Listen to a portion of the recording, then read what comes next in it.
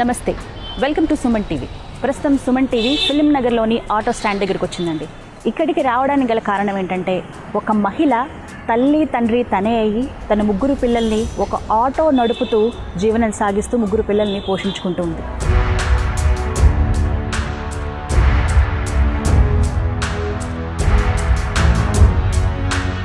ఆడపిల్లలాగానే తల్లిదండ్రులు కుదిర్చిన సంబంధం చేసుకుని పెళ్ళైన తర్వాత తన జీవితం ఎంతో సంతోషంగా 3 పువ్వులు 6 కాయల్లా ఉంటుందని భావించింది, వివాహం చేసుకుంది. కానీ పెళ్ళైన తర్వాత ఆమెకి 3 ఆడ సంతానమే అయ్యారు. ఈ నెపంతో అత్తింటి వారు భర్త తనని వేధించడం మొదలుపెట్టారు. వాళ్ళ ఇంటికి పోతే కూడా చాలా సార్లు కొట్టిరు అన్న వదినే. పెద్దది టాటా సుమా పాప మీదకి ఎక్కేసింది. పాప మీదకి ఎక్కేసినా కూడా నేను ఫోన్ చేసినా కూడా రాలేదు మేడం. టైర్ కింద పడిపోయి కాలు మొత్తం డోకపోయింది. ఎక్కడా ధైర్యాన్ని కోల్పోకుండా వాళ్ళు హింసిస్తున్నా సరే ఎక్కడా అధైర్యపడకుండా తన జీవితాన్ని కంటిన్యూ చేస్తూ వచ్చింది అలివేలు. అక్కడ కూడా ఆమెకు అనుకోని సంఘటనలు ఎదురయ్యాయి. ఆ తర్వాత ఒక ఆటో కొనుక్కుంది. ఆటో నడుపుతూ ధైర్యంగా అమీర్పేట నుంచి ఫిలిం నగర్ సర్వీస్ ఆటోని మెయింటైన్ చేస్తుంది. ఒంటరి మహిళ అనగానే ఈ సమాజంలో ఎన్నో వంకర చూపులు చూసేవాళ్ళు, దుర్బుద్ధితో ఆలోచించేవాళ్ళు చాలామంది ఉన్నారు. తన జీవితంలాగా వాళ్ళ పిల్లల జీవితం కాకూడదని అలివేలు ఒక అడుగు ముందుకు వేసి ఆటో నడుపుతూ వారిని ధైర్యంగా పెంచుతుంది. ఒక ఇల్లు అద్దెకి తీసుకుంది ఫిలిం నగర్లో. అక్కడే తను జీవిస్తూ ఉంది. చుట్టూ ఉన్నవాళ్ళు ఎన్ని మాటలు అంటున్నా అధైర్యపడకుండా తన జీవితాన్ని సాగిస్తున్న అలివేలుతో ఇవాళ మనం ఇంటర్వ్యూ చేద్దాం. ఆమె జీవిత విశేషాలు తెలుసుకుందాం. నమస్తే అలివేలు గారు. సూపర్, అసలు మీరు నిజంగా చాలా గ్రేట్ అని చెప్తాను నేనైతే. సో అమ్మ, ఫస్ట్ అలివేలు గారు అసలు పుట్టి పెరిగింది ఎక్కడ, ఎప్పుడు వివాహం అయింది మీకు చెప్పండి. నాకు 2001లో అయింది మేడం. మే నెల 31 నా మ్యారేజ్. నాకు 3 అమ్మాయిలు. అయితే నాకు 3 అమ్మాయిలు అనేసి మా ఆయన వేరే పెళ్లి చేశారు. మా అత్త మా మామ బావలు అందరు కలిసి. ఆడపిల్లలే 3 ముగ్గురు ఆడపిల్లలని తను నా మీద గొడవ పెట్టుకునేవాడు. చీటికి మాటి గొడవ పెట్టుకుంటే ఎందుకు గొడవ పెట్టుకుంటాడు అంటే, మా అమ్మకి మేము 5 మంది ఆడపిల్లలం. మీరు 5 మంది ఆడపిల్లలు. అన్నదమ్ములు లేరా? ఉన్నారు, 2 ఉన్నారు. తమ్ముడు చిన్నవాడు, అన్న పెద్దవాడు. అన్న తర్వాత 5 మంది ఆడపిల్లలు మేము. అయితే మా అమ్మ ఏమనింది, నాకు 5 మంది ఆడపిల్లలు కదా, నీకు వరుసగా 3 అమ్మాయిలే పుట్టినరు, వద్దులే అమ్మ ఆపరేషన్ చేయించుకో అంటే సరే అని చెప్పిన. అప్పటికి మా ఆయన బాగా తాగేవాడు. నేను అన్నాను మా బావల్ని మా యారళ్ళని అందరిని అడిగిన, నాకు 3 అమ్మాయిలు కదా కలిసి ఆపరేషన్ చేయించుకుంటారా అని మా అత్త మా మావని మా బావల్ని అందరిని అడిగినాను మేడం. అడిగితే వాళ్ళు అన్నారు మాకు వారసుడు కావాలి అన్నారు. వారసుడు కావాలంటే నాకు 3 కూతుర్లు కదా, మంచిగా 5-5 వేలు పేరునేయండి పిల్లల పేరు మీద, మీరు ఎంతమందిని డెలివరీ కావాలన్నా అవుతానని చెప్పాను. ఒకరు ముందుకు రాలేదు మేడం. అయితే ఇంకా చిన్న పాపకి ఆపరేషన్ చేయించుకున్నాం కదా, నా మీద గొడవ పెట్టుకొని బాగా నన్ను కొట్టేసి వెళ్ళిపోయాడు. ఇస్త్రిపేట అమ్ముకొని, మేము చాకలం ఇస్త్రీ వేస్తాను నేను. ఇస్త్రిపేట అమ్ముకొనేసి వెళ్ళిపోయాడు, ఊరికి వెళ్ళిపోయాడు. ఇంకా వస్తాడు అని అట్లే ఇస్త్రీ వేసుకుంటున్నాను మేడం. ఇస్త్రీ వేసుకుంటుంటే ఇంకా రాలేదు. ఎన్ని రోజులు అట్లా 1 year అయిపోయింది. సంవత్సరం గడిచిపోయింది. 1 year అయిపోయింది. అప్పుడు పాప 2 నెలలు అంతే. చిన్న పాప 2 నెలలు 3 నెలలు ఆపరేషన్ చేయించుకున్నాను, ఇంకా రాలేదు. అంతేనా? అప్పుడు గవర్నమెంట్ వాళ్ళు 2 ఆడపిల్లలకు ఆపరేషన్ చేయించుకుంటే 30 వేలు వేసిరు కదా, అది రాపించుకున్నాను. అది రాపించుకున్న తర్వాత నేను హాస్పిటల్కి వెళ్ళి అడ్మిట్ అయినాను ఆపరేషన్ చేయించుకోవడానికి. అడ్మిట్ అయితే నాకు కొడుకు కావాలి, నువ్వు ఆపరేషన్ ఎందుకు చేయించుకుంటున్నావు అంటే, నేను చెప్పిన దానికి ఎవరు ముందుకు రాలే మేడం. ఒక్కొక్కరికి 5-5 వేలు బ్యాంకులు వేయండి, డిపాజిట్ చేయండి, వాళ్ళు పెద్దగా ఎవరికో అవి పైసలు పెరుగుతూ ఉంటాయి. అప్పుడు మీరు ఎవరు చూసినా చూడకున్నా ఆ డబ్బులు పెరిగితే నేను మీరు ఒక ఆధారం ఉంటుంది కూడా, నాకు కూడా ధైర్యం ఉంటుంది అని చెప్పినాను మేడం. ఎవరు ముందుకు రాలే. అప్పుడు ఎవరికి ముందుకు రాకపోతే సర్లే అనేసి ఇంకా నేను ఆపరేషన్ చేయించుకున్నా. ఆపరేషన్ చేయించుకున్నాక ఈయన నా మీద గొడవ పెట్టుకొని ఇస్త్రిపేట అమ్మి కొట్లాడి వెళ్ళిపోయిండు. ఇంకా వస్తాడు అట్లా 1 సంవత్సరం చూసినాను మేడం, రాలే. చిన్న పిల్లల్ని పెట్టుకుని. ఎంత వయసు ఎంత వాళ్ళకి అప్పుడు? చిన్న పాపకి, పెద్ద పాపకు అప్పుడు 7 సంవత్సరాలు మేడం. ఇంకో పాపకు 3, ఇంకో పాప అప్పుడు 2 నెలలు. ఈ 7 సంవత్సరాలు పాప పెళ్ళైన సంవత్సరమే పుట్టిందా పాప? ఎంత పెళ్ళైనాక సంవత్సరం లోపల పెద్ద పాప పుట్టింది మేడం. మీ భర్త మీతో ఎలా ఉండేవాళ్ళు అంటే ఇంకా మామూలుగా అట్లనే ఉండేవాళ్ళు మేడం. ఎట్లా ఉన్నా చదువుకొని సంసారం చేసుకునే వాళ్ళది ఆంధ్ర, మాదేమో అమ్మ వాళ్ళు తెలంగాణ. ఏదో పెద్దలు చూసిన సంబంధం కదా, మేము 5 మంది ఆడపిల్లలు ఉన్నాం. అన్న ఉన్నా కూడా ఏం పని చేయడు. ఇంకా నాన్న ఎవరిని తీసుకొస్తే చేసుకోవాలి, మనం ఎందుకు 10 మందిలో మరగద పోగొట్టుకోకూడదు, మనకు బాగుండదు అన్నట్లా. సర్లే ఎవరినో ఒకరు చేసిండు కదా చేసుకుందాం అనుకొని, వాళ్ళు ఎంత కొట్టినా ఎంత చేసినా అసలు చదువుకొని పోయి చాలా సార్లు అడ్జస్ట్ చాలా కొట్టేవాడు. తాగేసి వచ్చి డబ్బులు ఇంట్లోకి ఇచ్చేవాడు కాదు, బియ్యం తెచ్చేవాడు కాదు. ఇంకా అంతా మేము అపార్ట్మెంట్లు ఉంటాయి అనమాట కూకటిపల్లిలో. అపార్ట్మెంట్లు ఉంటే అక్కడ మేడం వాళ్ళు అందరూ ఉండి, ఎందుకు శ్యాము ఇట్లా చేస్తున్నావు, మా ఆయన పేరు శ్యాము, ఎందుకు ఇట్లా చేస్తున్నావు, అమ్మాయికి ఇప్పుడు బాలెంత, నువ్వు అట్లా చేయడం తప్పు కదా అంటే అక్కడ ఉన్న సార్కు నాకు లింక్ కట్టిండు. ఆ సార్ అడిగిన దానికి, అక్కడ సార్ అని ఆనంద్ సార్ అని ఉంటాడు ఒక ఆయన. అయితే ఆయన అడిగిండు, ఎందుకు కొడుతున్నావు, నాకు కూడా ముగ్గురు ఆడపిల్లలు ఉన్నారు, నేను కూడా ఇంకో పెళ్లి చేసుకోవాలా, నీకు బుద్ధి ఉందా లేదా అని కొడితే నువ్వు ఆ సార్ ఉంచుకున్నావు, అందుకే నన్ను కొట్టిండు వచ్చా అని. ఇంకా నన్ను చాలా కొట్టిండు మేడం. కొట్టి వాన వస్తుంటే బయట దొబ్బేసి తాళం వేసుకున్నాడు ఇంట్లో. అయినా సరే అట్లా చిన్న పాపను ఎత్తుకొని ముగ్గురు పిల్లలు పక్కన కూర్చోబెట్టుకుని అట్లనే వానలో నానుకుంటూ కూర్చున్నాను. అక్కడ నుంచి సార్ వచ్చిండు కారులో. సార్ వచ్చి ఏమైంది వాళ్ళు వేలు బయట కూర్చున్నావు అంటే, లేదు సార్ ఇట్లా సంగతి అని మా పక్కన ఉన్నామే చెప్పింది. మస్తు కొట్టిండ్రు ఆయన్ను. ఎంత కొట్టినా చేసినా ఏమనైతే నా మొగుడికి ఇదవుతుందని సార్, నా మొగుడిని కొట్టదు సార్ అని 2 కాళ్ళు పట్టుకున్నాం మేడం. పట్టుకున్నా కూడా వానికి కనికరం లేదు మేడం. అయినా సరే ఇంకా అక్కడ నుంచి వచ్చేసి ఇక్కడ ఫిలింనగర్కి వచ్చిన కూకటిపల్లి ఉండేవాళ్ళం. అక్కడ నుంచి వచ్చేసి ఇక్కడ ఇస్త్రీ చేసేదాన్ని రౌండ్ టేబుల్ స్కూల్ కాడ. ఆయన వెళ్ళిపోయినా సరే నేను ఇస్త్రీ చేసుకున్నాను. నా జీవితమే నాశనం అయింది. నా పిల్లలు మాత్రం నేను ఖరాబ్ చేయకూడదు. మా అమ్మ కూడా మేము ఇంతమంది ఉన్నా కూడా మాకు ఎవరు చదువు లేదు, కానీ నాకంటే ఒక మర్యాద ఒక పేరు అనేది ఉండాలి అనే ధైర్యంతో ఇస్త్రీ చేసుకున్నాను మేడం. అట్లా 2008 నుంచి 9 నుంచి ఇంకా ఇస్త్రీ స్టార్ట్ చేసిన. మొన్న 2014 వరకు ఇస్త్రీ చేసిన. ఇస్త్రీ చేసి ఇక్కడ ఎవరు సరిగా డబ్బులు ఇచ్చేవాళ్ళు కాదు. ఇక్కడ బస్సు లీడర్లు కానీ ఎవరైనా ఇక్కడ రౌండ్ టేబుల్ స్కూల్ దగ్గర ఇస్త్రీ చేయించుకుంటారు. ఇప్పుడు నువ్వు బస్సు లీడర్ అయితే ఎవరైతేనేమి అందరు 20 రూపాయలు ఇచ్చినా నువ్వు 15 రూపాయలు. నువ్వు అట్లేం చేస్తున్నావు అని అడిగితే వాళ్ళు నా మీద గొడవ పెట్టుకొని కొట్టి ఇస్త్రీ పెట్ట తీసి బొగ్గులు గిరాకీ బట్టల మీద ఊకుంటారు. అమ్మ మేడం వల్ల బట్టలు చేసినప్పుడు ఆ బట్టల మీద బొగ్గులు పోసేస్తే నేను గొడవ పెట్టుకున్నా. నువ్వు అలా చేయడం పద్ధతి కాదన్నా, అలా చేస్తే ఎట్లా ఉంటుంది, 1 సారి 2 సార్లు అంటే ఊకోవచ్చు, ఇప్పటికి నువ్వు 1000 రూపాయలు ఇవ్వాలని గొడవ పెట్టుకుంటే వాడు నన్ను కొట్టి ఇస్త్రీ షాప్ మొత్తం విరగొట్టేసిండ్రు. అప్పుడు ఇట్లకెళ్ళి మా ఫ్యామిలీ మొత్తం ఇట్లకెళ్ళి ఉంటారు, ఎవరు రాలే. మా బావోళ్ళు కానీ, మా యారలు కానీ, మా అక్క చెల్లెళ్ళు కానీ. ఎందుకు గొడవ అయింది అంటే మాకు సంఘం ఉంటుంది, సంఘం తరపు నుంచి కూడా ఎవరు రాలేదు అడగడానికి. సర్లే ఇంక ఇదేమి ఇట్లా పోయినంతకాలం మనం వాళ్ళతో ఇంత దెబ్బలు తినడం ఎందుకు కదా, కుడి చేయి ఎక్కువ ఇస్త్రీ చేస్తా కదా, ఇక్కడ బోన్ సరిగిపోయిందని చెప్పారు మేడం. ఇది ఊక నొప్పి వస్తుండే నైట్లో. ఇంకా సర్లే అట్లా ఇట్లా జమ చేసి చిట్టి వేసుకున్నాను మా బావ దగ్గర. చిట్టి వేసుకుంటే మా బావ ఏం చేసిండు, 1,00,000 రూపాయలు చిట్టి వేస్తే వాడు నాకు 70,000 ఇచ్చిండు. మనకు చిట్టి ఎత్తుకుంటేనేమో 6,000 కట్టాలంట మేడం. మనం చిట్టి ఎత్తుకపోతే నెలకు 5,000 కట్టాలంట. అయితే నేను చిట్టి ఎత్తుకెళ్ళదు కాబట్టి ప్రతి మంత్లీ నేను 5,000 కట్టేదాన్ని. లేదు నువ్వు డబ్బులు నెలకు 6,000 ఇవ్వకుండా 5,000 ఇచ్చినావు కదా, నీకు ఇట్లా డబ్బులు రావు, వాళ్ళు కట్ చేసుకున్నారని నాకు 70,000 ఇచ్చిండు. అట్లే కష్టపడిన పైసలు ఎందుకు ఖరాబ్ చేసుకోవాలి, నా దగ్గర ఉంటే బాగుండదు. ఇంకా పిల్లలకు బంగారు కొని పెడితే ఇంతకుముందు పిల్లలు స్కూల్లో పోగొట్టారు మేడం. పోగులు అవి కొని పెట్టుకుంటే పిల్లలు బంగారు కొంటే పోగొట్టుకుంటారు అనేసి ఆటో కొనుక్కున్నా. ఆటో కిరాయి కొనుక్కున్నారా? ఎప్పుడు కొన్నారు ఆటో? ఏ సంవత్సరంలో? 2008లో కొనుక్కున్నా మేడం. ఎవరికి కిరాయిలు ఇచ్చినా ఎవరు కిరాయిలు ఇస్తలేరు. వీళ్ళకి వాళ్ళకి ఇవ్వడం ఎందుకు, నేనే నేర్చుకుంటే నా పిల్లలకు నేను స్కూల్ కాడ వదలడానికి ఉంటుంది, సేఫ్టీగా నాన్న ఎక్కడికైనా బయటకు వెళ్ళాలన్నా బాగుంటుంది అని నేనే నా ఆటో నేర్చుకొని నేనే నడుపుతున్నాను మేడం. సో ఇది ఈ రకంగా అప్పటి నుంచి నడుపుకుంటూ వచ్చాను. కానీ బాధ, మీ కష్టం ఎవరికి రాకూడదు మేడం. పొద్దున్న లేసి నేను ఏ దేవునికైనా అదే మొక్కుతాను, కానీ ఒక ఆడదానిగా నేను కష్టపడినట్లుగా ఇంకో ఆడదానికి రాకూడదు. గుండె ధైర్యం అందరికి ఒకటే లాగా ఉండదు మేడం. వెళ్ళిన అన్న వాళ్ళ ఇంటికి వెళ్ళిన, అన్న 3 పిల్లలు ఉన్నారన్న, నేను ఏం చేయను, ఎక్కడ పోను, ఆ రోజు నాకు వద్దన్నా కూడా మీరు బలవంతంగా చేసినారు, నేను చేసుకోనంటే కూడా నాకు బలవంతంగా చేసిర్రు, పెద్దలు చూసిన సంబంధం చేసుకోవాలని ఖచ్చితంగా బలవంతం చేసిరు కదన్నా, మీ మాట కాదని నేను పోలేదు కదా, ఒకవేళ నేను ఇష్టపడి చేసుకుంటేనే నా బతుకేదో నేను బతుకుతుంటే, మీరు చేసింది కదన్నా, నాకు ఏదో న్యాయం కావాలని అన్నను వదిలే నడితే ఎవరు ముందుకు రాలే మేడం. వాళ్ళ ఇంటికి పోతే కూడా చాలా సార్లు కొట్టిరు అన్న వదినే, అన్న తుప్పలు పట్టి వంచే వదినే మస్తు కొట్టింది. ఇంకా చెప్పుకోకూడదు మేడం ఆ బాధలు, కానీ ఇంకో ఆడపిల్లకి రాకూడదు.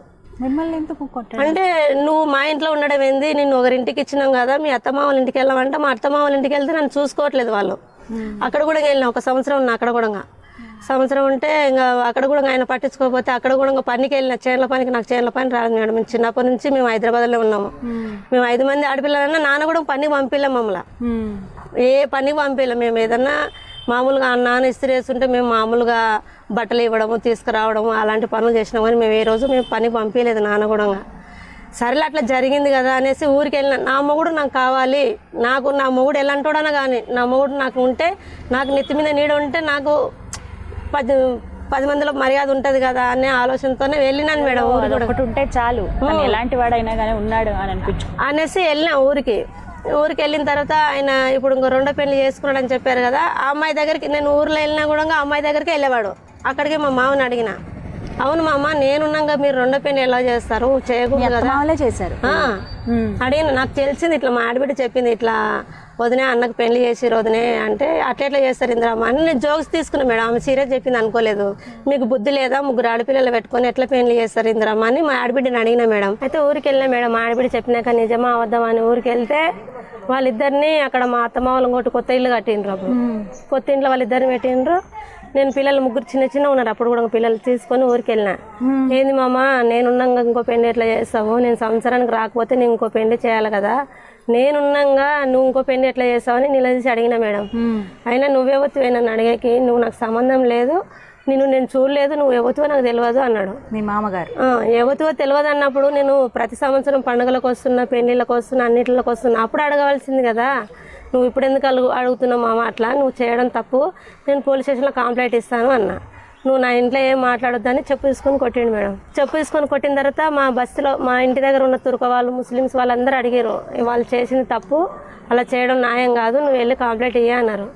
తర్వాత నేనే ఆలోచించుకున్నా, కంప్లైంట్ ఇస్తే తర్వాత ఫ్యూచర్లో నాకేదైనా అయితే, ఇప్పుడు మా ఆయన ఎట్లా లేడు, పిల్లల్ని ఎవరు చూసుకోరు, వీళ్ళు తోలుకపోయినా ఊర్లో తోలుకపోయి చేనుల పనికి దానికి దీనికి పంపిస్తారు, ఎందుకులే అన్నట్ల నేనే అడ్జస్ట్ చేసుకొని కేసు పెట్టలేదు మేడం. కేసు పెట్టుకుని ఉన్నప్పుడు మా బావ వాళ్ళందరూ ఏం మాట్లాడినరు, లేదమ్మా ఏమతో మాకు సంబంధం లేదు, నీతోనే మాకు సంబంధం అని మా ముగ్గురు బావలు, మా మరిది, మా అత్తమ్మ, మా వాళ్ళు మళ్ళీ వచ్చి అది చెప్పిరు, వాళ్ళందరితో నీకు సంబంధం లేదు, ఆయనతో మాకు సంబంధం లేదు, మీరు ఇప్పుడు మంచిగా ఉండి మంచిగా పని చేసుకొని మంచిగా కలిసి ఉండండి అంటే నేను ఇక్కడికి వచ్చిన తర్వాత ఆయన బియ్యం లేకుండా, కట్టెలు లేకుండా, ఏం లేకుంటే మేము చేనుల పనికి పోయి వచ్చి నాకు ఎట్లా వండుకోవాలని అడిగిన. నాకేం తెలుసమ్మా, పోయి కట్టెలు ఏరుకొచ్చుకొని వండుకొని, మా మామ ఇంట్లోకి రానిచ్చేవాడు కాదు, బియ్యం పెట్టేవాళ్ళు గారు, ఏం చేసేవాళ్ళు గారు. డైలీ చేనుల పనికి వెళ్ళదని మేడం. అక్కడ కూడా పిల్లలు గవర్నమెంట్ లేకుండా ప్రైవేట్లోనే వేసిన. అక్కడ కూడా మరి ఎట్లా ఫీజు ఎలా కట్టేవాడు అంటే అక్కడ తక్కువ కదా మేడం ఫీజు. అయినా ఎలా ఫీజు ఎలా కట్టేవాడు? తక్కువ. ఆయన ఏం కట్టేవాడు కాదు, నేనే పని చేసుకునేదాన్ని కదా. అప్పుడు నేను డిసిరేషన్ పైసలు నా దగ్గర ఉండే, ఒక 20-30 వేలు దాకా ఉండే. అవి తీసుకెళ్ళి మళ్ళీ పిల్లలు ముగ్గురిని ప్రైవేట్లో చేర్పించిన సంవత్సరం దాకా. చేర్పించినాక ఇంకా డైలీ ఇంకా గొడవలు ఎక్కువనే అవుతున్నాయి కానీ తగ్గట్లేదు. ఇప్పుడు ఎవరితో మాట్లాడినా అనుమానమే, సొంతం వాళ్ళ అన్ననే. ఇప్పుడు మా తెలంగాణ సైడ్ అయితే బావ అంటే మనము, మా సైడ్ అయితే బావకు మేము అన్నం పెట్టము, నీళ్ళు ఇయ్యము. బావ ఇంట్లో ఉంటే మేము బయట ఉంటాం, మా బావ బయట ఉంటే మేము ఇంట్లో ఉంటాం. ఇక్కడ వాళ్ళ సైడ్, మా కర్ణాటక సైడ్ అంట, వాళ్ళు బావకు నీళ్ళు పెట్టాలంట, స్నానానికి నీళ్ళు పెట్టాలంట, ఆయన స్నానం చేసుకుంటే ఈపు రుద్దాలంట. అట్లా చేయించారు మేడం. చేసిన తర్వాత ఎవరేం చెప్పారో, మీ అన్నకు ఆమెకు ఏమో సంబంధం ఉంది అది ఇది అనేసి మా యారాలు చెప్పిందంట. నన్ను మస్తు కొట్టిండు. నేను ఒకటే మాట అన్నా, ఆడిది తలుచుకుంటే 10 నిమిషాల పని కాదు, వీళ్ళు చెప్పడం కాదు, నువ్వు మీ అన్నకు బో పెట్టపోయినా అది పెట్టపోయినా మీరే కదా అన్నీ అంటారు అనేసి అట్లా అడిగినా మేడం. అడిగితే మస్తు కొట్టిండు. ఇంకా కొట్టిన తర్వాత ఆయన వెళ్ళిపోయిండు. ఇప్పుడు నన్ను ఊరికి తీసుకెళ్ళినప్పుడు, ఊర్లో ఉన్నప్పుడు నాకు ఏం చేయలేదు మేడం. ఒక సంవత్సరం రోజు కూలి పోతే 50 రూపాయలు ఊర్లో, ముగ్గురు పిల్లలకు బియ్యం కొనుక్కొచ్చుకొని, కూరగాయలు అన్నీ కొనుక్కొచ్చుకొని 50 రూపాయలని నేను చదువుకొని ఒక సంవత్సరం దాకా ఉన్నా. తర్వాత అన్న వాళ్ళకి, అక్క వాళ్ళకి ఫోన్ చేసినాక ఇట్లా నన్ను ఊరికి తీసుకెళ్ళిండ్రు, నాకు ఇంట్లో ఏం లేవు, చాలా ఇబ్బంది అవుతుంది, పిల్లలు ఆకలి చచ్చిపోతున్నారని మా అక్కకు ఫోన్ చేసి మా 4వ అక్క వచ్చింది ఊరికి. వచ్చి ఆమె కూడా ఎన్ని రోజులు చూస్తుంది మేడం, 1 రోజు 2 రోజులు. ఆమె కూడా సంసారం ఉంది కదా. ఆమె వచ్చి ఒక రోజు వచ్చి 2 కిలోల బియ్యము, నూనె, కందిపప్పు, మంచి నూనె, కొబ్బరి నూనె అన్నీ కొనిచ్చి వచ్చింది. కొనిచ్చి వచ్చినాక నేను అన్నా, నా వల్ల కావట్లేదు, నేనైతే హైదరాబాద్ కోసం ఏదో 4 ఇండ్లలో పని చేసుకున్నా, 4 ఇండ్లలో బట్టలు తెచ్చుకొని ఇస్త్రీ వేసుకున్నా, నా కడుపు నింతుంది, నా పిల్లల కడుపు నింతుంది అన్న, నా వల్ల కావట్లేదు, ఏదో ఒకటి వాళ్ళతో మాట్లాడరా, వాళ్ళ మీద కంప్లైంట్ ఇస్తారా అయ్యారని అడిగితే వీళ్ళు ఒక్కరు ముందుకు రాలే మేడం. ఎవరు రాలేదు, అన్న వాళ్ళు రాలే, ఎవరు రాలే. ఇంకా వీళ్ళని అడిగినా మీరు ఎవరు రావట్లేదు కదండి, వాళ్ళ ఇంటికి పోతేనే అప్పుడు నన్ను కొట్టిర్రు. సర్లే కొట్టిర్రు కదా, ఎట్లా అట్లా అని ఇంకా ఉన్న తర్వాత మా అన్న కూతురు చనిపోయింది మేడం. ఎంతకైనా మంచిది, ఎందుకు ఒకరితో మనం ఒకరింటికి ఇచ్చినాం కదా, ఏదున్నా సరే అని ఇంకా మా బావ దగ్గరికి పోయినా. బావ నేను బయట పోయి ఉండాలంటే పిల్లలతోనే నేను ఉండలేను, పైన గురి చేసుకొని ఉంటాను. అప్పుడు 2 పొత్తులో కొనుక్కున్నాం. పెళ్లి కాకముందేమో మీకు ఇల్లు లేదు, పెళ్లి అయినాక మా నాన్న మా అమ్మ వాళ్ళందరూ ముందుకై ప్లాట్ కొనిచ్చారు. అది అప్పు అందరం కట్టుకున్నాము. ప్రస్తుతానికి నా బిడ్డల పెళ్లిలో ఎవరికి ఇంట్లో ఉంటాను బావ, తర్వాత నా తిప్పలేదు, నేను వెళ్ళిపోతాను, ఒకదానే ఉంటాను కదా అంటే ఆయన ఫస్ట్ సరే అన్నాడు మేడం. తర్వాత మా నాన్న చనిపోయిన తర్వాత లేదు, అది కాదు ఇది కాదు, గురి చేసుకోవద్దు, నువ్వు ఏడన్నా కిరాయికుండు, వాడు చచ్చిపోయిండు అనుకొని బతుకు, అట్లా ఇట్లా పిల్లల పెళ్ళిళ్ళు మేము చేస్తాము అన్నారు. సర్లే చెప్తున్నారు కదా, అన్నిట్లకు ఓకే అంటున్నారు కదా, ఎందుకు మన కేసు పెట్టినా బాగుండదు అనేసి వదిలేసినాను మేడం.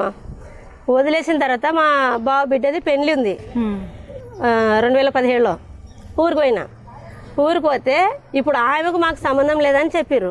మళ్ళీ ఆమెను ఎందుకు పెళ్ళి పిలిచారు అని నేను అడిగి ఇంకా నాకు కోపం వచ్చి మళ్ళీ ఇక్కడ వచ్చి మహిళా మండల కేసు పెట్టినా మేడం. కేసు పెట్టిన తర్వాత 1 సంవత్సరం అయింది. వాళ్ళు పిలుస్తలేరు చేస్తలేరు. కేసు పెట్టినప్పుడు ఇప్పుడు మనం వాళ్ళు యాక్షన్ తీసుకొని పిలవాలి కదా మేడం. ఇప్పుడు ఎందుకు గురించి కేసు పెట్టింది, 3 పిల్లలు ఉన్నాక పెళ్లి చేసుకున్నారు అది ఇదని నేను అన్నీ చెప్పినా కూడా వాళ్ళు కేసు వాళ్ళని పిలిపిలే చేయలేదు మేడం. ఒకరోజు నేను వెళ్ళి గట్టిగా ఏడ్చుకుంటూ అడిగిన, ఏం సార్ ఇట్లా ఇప్పుడు ఆడవాళ్ళకు న్యాయం గురించే కదా మీరు స్టేషన్ పెట్టిందని ఏడిస్తే అప్పుడు ఎస్ఐ సార్ ఎవరో ఆయన తెలియదు నాకు, ఆయన ఫోన్ చేసి పిలిపించిండు మా బావని మా ఆయన్ని అందరిని పిలిపించిండు. పిలిపించినాక పెళ్లి చేయడం తప్పు కదా వీరేంద్ర అది ఇదని మా బావని వార్నింగ్ ఇచ్చిండు. వార్నింగ్ ఇచ్చినాక లేదు సార్ మేము చెప్పినట్టు ఆమె వినట్లేదు చేయట్లేదు అంటే, మీరు చెప్పినట్టు నేను ఏమి వినట్లేదు, మీ తమ్ముళ్ళకి నేను ఇంకో పెళ్లి చేసుకున్నానా, మీ తమ్ముళ్ళకి నేను కాదని ఇంకొక ఎక్కడ వెళ్ళిపోయినా, వెళ్ళిపోలేదు కదా, 3 బిడ్డలు పెట్టుకొని హైదరాబాద్లో బతకడం అంటే ఎంత కష్టమో మీకు తెలుసు కదా, మీరు ఇంత ఉండి కూడా మీ పిల్లలు గవర్నమెంట్లో చదివించుకుంటున్నారు, నేను ఇంత లేకున్నా కూడా కష్టపడి నా బిడ్డలను ప్రైవేట్లో చదివించుకుంటున్నాను 3 బావా అని అడిగిన.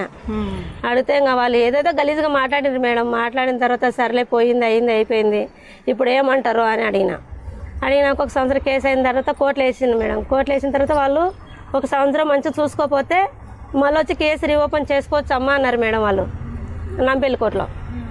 అప్పుడు నేను ఊరికి వెళ్ళిన తర్వాత ఈయన మళ్ళీ మంచిగా చూసుకోకపోతే మళ్ళీ అక్కడ 1 సంవత్సరం ఉండి మళ్ళీ రిటర్న్ వచ్చిన పిల్లలు తీసుకొని. అక్కడ ఇక్కడ తిప్పి పిల్లల టీసీలు ఇవ్వక ఎంత కష్టపడిన, గవర్నమెంట్ దానిలో కూడా డబ్బులు కట్టినా నాకు ఆ టీసీ కావాలని. ఇక్కడ మళ్ళీ ఇక్కడ వేయడానికి టీసీ ఉంటేనే కదా వేసుకుంటారు. అట్లా చేసిన తర్వాత వాళ్ళు ఇక్కడ వచ్చిన తర్వాత కేసు రీఓపెన్ చేసినాక మళ్ళీ పిలిపించారు మేడం. పిలిపించినాక ఇట్లా చేయడం బాగాలేదు, ఆ రోజు ఇట్లా చెప్పారు కదా మీరు అది ఇది అంటే, ఇంకా బస్సులో పెద్ద మనుషులు ఉంటారు కదా వాళ్ళు అన్నారు, వీరేంద్ర ఆ పాపకు 3 ఆడపిల్లలు కదా మరి ఎట్లా ఏంది అని అంటే, మా అన్న వాళ్ళని మా అక్క వాళ్ళని అందరూ పిలిపించారు నా తరపు నుంచి. అందరూ పిలిపించి గుడి ఉంది అక్కడ, గుడి కాడ పెట్టి మాట్లాడింది. అందరూ ఏమన్నారంటే, లేదు 3 అమ్మాయిలకు మేము తల ఆయన తీసుకొని ఈడ ఇంట్లో బాగున్నాయనేమో, లేదు నాగవేణి పెళ్ళి, నా పెద్ద కూతురు పేరు నాగవేణి పెళ్ళి మేము చేస్తాం, నేను ఒక్కనే చేస్తాను అని మాట్లాడింది మేడం. అయితే నేనేమన్నా, మీ ఫ్యామిలీలు అంటే మా ఆడబిడ్డ కొడుకులు ఉన్నారు, ఆమెనే నాకు 2 మ్యారేజ్ చేసింది నా మొగునికి. ఆమె కొడుకులకైతే నేను ఇవ్వను, బయట ఎవరినైనా తీసుకొని రా, నా బిడ్డని ఎవరికైనా ఇస్తా, మీ అక్క కొడుకుకైతే నేను ఇయ్యనని అడిగినాను మేడం. ఎందుకంటే నేనుండగానే మీ అక్క ధైర్యంగా మాట్లాడి సంబంధం చూసి పెళ్లి చేసింది. ఇప్పుడు నా బిడ్డల పరిస్థితి ఏంది, నా పరిస్థితి వాళ్ళ గురించి కదా. అమ్మాయికి పెళ్లి కాలేదు మేడం. చేయలేదు. ఎంత వయసు అంటే ఆమెకి? ఇప్పుడు 18 ఏళ్ళు 19 వస్తాయి. 3 సంవత్సరాల గ్యాప్ ఉంది, 19 ఏళ్ళు ఇప్పుడు పెద్ద పాపకి. సో ఆమెకు పెళ్లి చేద్దామని అనుకుంటున్నారు మీరు. సో ఎంతైనా 3 ఆడపిల్లల్ని పెట్టుకుని బతకడం అంటే చాలా కష్టమైన పని. సో ఈ క్రమంలో ఇన్నేళ్లలో మీ భర్త దూరమైన తర్వాత ఏమన్నా అనుకోని సంఘటనలు ఏమైనా ఎదుర్కొన్నారా? ఎందుకంటే ఒంటరి మహిళ అంటే అవకాశం తీసుకునేవాళ్ళు, అదో రకంగా చూసేవాళ్ళు చాలా మంది ఉంటారు ఈ సమాజంలో. అలాంటి ఇబ్బంది చాలా జరిగినాయి మేడం. ఎవరు చెప్పుకుని ఎవరు తీసుకుంటారు, ఎవరికైనా చెప్పుదామన్నా కూడా నన్నే అంటారు, ఆడది విలువని మొగోడు ఎవరు రారా అంటారు మేడం. అట్లా కూడా అన్న వదిన కొట్టినప్పుడు కూడా పోలీస్ స్టేషన్కి వెళ్తే వాళ్ళు కూడా నా మీద చాలా ఇదిగా చేసారు. అవన్నీ ఎందుకు అని ఎవరు చెప్పుకోలేదు. అట్లా అయిన తర్వాత మా బావుండి ఏమన్నాడు, లేదు నేను నాగవేణి పెళ్లి చేస్తాను, మా అక్క కొడుకుకి ఇస్తానంటే, నేను ఆ రోజే చెప్పినా కదా అక్క కొడుకు అయితే ఇయ్యనని చెప్పినా కదా బావా, నీ ఇష్టము బయట చూస్తానంటే చూడు, లేదంటే నేను చేసే పని నేను చేస్తానని చెప్పినా మేడం. రైట్. వాళ్ళు ఇప్పుడు ఏమంటున్నారంటే, ఇప్పుడు పెళ్లి చేస్తలేరు, ఇప్పుడు సంబంధం కుదిరింది పాపకి, ఏం బావా మరి పిల్లకి సంబంధం కుదిరింది, ఏ దానికి ముందుకు వస్తలేవు ఎట్లా, మరి ఇన్ని దినాలు అయితే మీ తమ్ముడు లేడు, వచ్చినప్పుడల్లా తోలుకుంటున్నా మేడం. ప్రతి సంవత్సరం వస్తాడు, 2 రోజులు 3 నెలలు ఉంటాడు, పని పోడు ఏం పోడు, నన్ను ఇంట్లోనే పెడతాడు, పని పోడుగా. మొన్న నేను పని పోతే నాకు తినడానికి పిల్లలకి ఇబ్బంది కదా మేడం. కంపల్సరీ ఆటో వెళ్లాల్సిందే మీరు. రోజు ఉంటుందా మీకు ఆటో పని? రోజు ఉంటుంది. ఎంత వస్తుంది ఆటో నడిపి? అంటే వస్తుంది మేడం. ఇప్పుడు కరోనా ఉంది కదా, 200, 300, 400 డీజిల్ గ్యాస్ ఖర్చు. సంవత్సరం నుంచి కరోనా ఏదో ఒకలా ఉంటుంది, కానీ కొన్ని రోజులు మధ్యలో గ్యాప్ ఉంది. ఎంత వస్తుంది మీకు నెలకి? ఎంత వస్తుంది? రోజుకి ఎంత వస్తుంది ఆటో నడిపితే? రోజుకు 300, 400 కన్ఫర్మ్ వస్తుంది మేడం. అంతే, గ్యాస్ అవన్నీ పోగా. ఇప్పుడు ఈ డబ్బుతోనే ఇల్లు నడిపిస్తూ ఉన్నారు. ఇప్పుడు అద్దెంట్లో ఉంటున్నారు కదా? అద్దెంట్లో మేడం 6,000 కిరాయి. అది 6,000 కిరాయి. పిల్లలకు కూడా మా పెద్ద పాప మన కాలేజీలో 30,000 కట్టినా సెకండ్ ఇయర్కి. సో అమ్మ, ఈ పరిస్థితి చూసి ఇన్ని సంవత్సరాల్లో మొత్తం ఎన్నేళ్ళు పెళ్ళయ్యి నీకు? నాకు ఇప్పుడు ఈ వచ్చే నెల మే వస్తే 20 నిండుతాయి మేడం నా పెళ్ళి. ఈ 20 ఏళ్లలో నువ్వు బాగా బాధపడింది, ఎప్పటికీ మర్చిపోలేని సంఘటన ఏమైనా గుర్తుందా? చాలా ఉన్నాయి. నీ జీవితంలో ప్రతిదీ అలాగే ఉంది, బాధనే అనిపిస్తోంది. నువ్వు ఏడవలేక నవ్వుతున్నావు అని కూడా అర్థమవుతుంది. ఏడ్చి కన్నీళ్ళు కూడా ఇంకిపోతాయమ్మా మనకి, నిజమే, అది మాత్రం నిజమే. చాలా ఏడ్చినాను మేడం. అప్పుడు మా చిన్న పాపకు యాక్సిడెంట్ అయింది మేడం. అంటే నేను ఇస్త్రీ వేస్తుంటే ఆ పాప ఏం చేసింది, వాన వస్తుంది మేడం. అయితే బట్టలు చాలా ఉన్నాయి, అన్ని మూట కట్టుకొని నేను అక్కడ పక్కన వేరే వాళ్ళ ఇంట్లో పెట్టడానికి పరిగెత్తుతున్నాను. ఆ పాప టేబుల్కి చీర కట్టేసి టేబుల్ కింద వండబెట్టినా. అయితే ఆ పాప ఏం చేసింది, చినుకులు పడగానే వాన వస్తుంది అనేసి అమ్మ అమ్మ అనుకుంటూ ఉరికొచ్చింది మేడం. నా ఎమ్మడి ఉరికొస్తే ఏమైంది, పెద్దది టాటా సుమా పాప మీదకి ఎక్కేసింది. పాప మీదకి ఎక్కేసినా కూడా నేను ఫోన్ చేసినా కూడా రాలేదు మేడం. పాప టైర్ కింద పడిపోయి కాలు మొత్తం డోకపోయింది. ఫోన్ చేసి అడిగిన మా భర్తీ చెప్పిన, సీరియస్గా ఇట్లా పాప టైర్ కింద పడిపోయింది, యాక్సిడెంట్ అయింది, మీ అన్నని రమ్మంటే వాళ్ళు ఎవరు చెప్పలేదు మేడం. అపోలో తీసుకెళ్తే వాడు 10 లక్షలు 12 లక్షలు అడిగిండ్రు. ఈ పైన ఈ కాలు మొత్తం ఎత్తోలు ఉంటుంది, మొత్తం తేలిపోయింది, 2 నెలలు పోతున్నాయి లోపలికి. అడిగి ఏడ్చినా ఎవరు ముందుకు రాలే. అప్పుడు ఇంకా రూము ఎవరు ఇవ్వలేదు. అక్కడ పక్కకు పోయి వేరే దగ్గర బండ ఉంటే దాని మీద గుర్చేసుకొని ఎండకున్నా మేడం. అయితే ఒకరోజు మా బావల ఇంటికి ఎత్తుకుపోయిన పిల్లని, బావా పాపకి ఇట్లా యాక్సిడెంట్ అయింది బావా, కాలుకి ఇట్లా కట్టు కట్టించిన, నా దగ్గర డబ్బులు లేవు, ఇస్త్రీ చేయడానికి కూడా నాకు చాలా బాధగా ఉంది అని ఏడ్చిన మేడం. ఏడిస్తే ఇంట్లో కూడా రానియలే. ఇంట్లోకి రానియకుండా మస్తు కొట్టిండు మా బావ. మస్తు కొడితే, ఏంది బావా నన్ను ఏం చేసినా, మీ తమ్ముని మీరే ఇట్లా చేసిరు అట్లా చేసిరు అని ఏడిస్తే ఇంకా కొట్టిండు కదని నేను పిల్లలు ఎత్తుకొని పోలీస్ స్టేషన్కి పోయినా మేడం.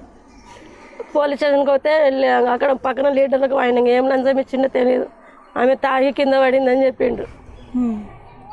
బావా పిల్లకి టాబ్లెట్లు వేస్తా బావా, కాలుకు దెబ్బ తగిలిందంటే నీళ్ళు లేవు ఏం లేవు అని నేను కింద బయట వండుకున్న కాడ 4-5 బకెట్ల నీళ్ళు పోస్తే ఆ నీళ్ళు మొత్తం ఎత్తుకొని ఇస్త్రీ పరుపులు వేసుకొని పడుకున్నా మేడం. అట్లనే నీళ్ళలో మరి ఎలా వైద్యం చేయించారు ఆమెకి?